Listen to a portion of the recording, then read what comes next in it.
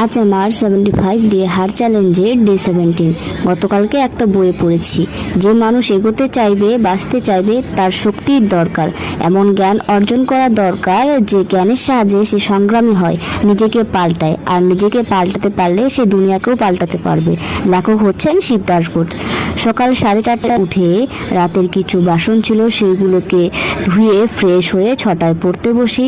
এই স্লটে জিওগ্রাফি আর হিস্ট্রির কিছু নোট ছিল, সেইগুলোকেই পড়েছিলাম। এই স্লটটা অনেক বড় হয়, কারণ স্লটটা হয় আমার 5 ঘন্টার। এই 5 ঘন্টায় আজকে 3টা সাবজেক্ট করি, জিওগ্রাফি, হিস্ট্রি, ম্যাথ। 2টা সাবজেক্ট করে 10 মিনিটের ব্রেক নিই। সেই ব্রেকে বিছানাটাও ঠিক করে নিই। বসে না থেকে একটা কাজ এগিয়ে নিলাম। বিছানা ঠিক করে সেকেন্ড স্লট শুরু করি। এখন ম্যাথ করছি। ম্যাথ শেষ হলে স্নান খাওয়া করে ফেলি। আজকে আমাদের এখানে শনি পূজা, তাই উপোস। এখন অঞ্জলি দিচ্ছি। অঞ্জলি দেওয়া শেষ হলে, পুজো শেষ হলে বাড়িতে এসে কিছুক্ষণ রেস্ট করে পড়তে বসে পড়ি। এখন পড়ছিলাম কারেন্ট অ্যাফেয়ার। এটা শেষ হলে তারপর জিআই করব, কারণ জিআই আজকে করিনি সারাদিন। জিআইটা করা হয়ে গেলে তারপর আজকে আমার সব টাস্ক কমপ্লিট হয়ে যাবে।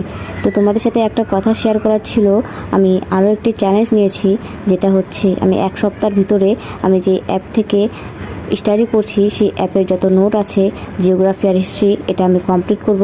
এই চ্যালেঞ্জটা নিয়েছি। তো তোমরা সাথে থেকো, যাতে আমি এই চ্যালেঞ্জটাও কমপ্লিট করতে পারি।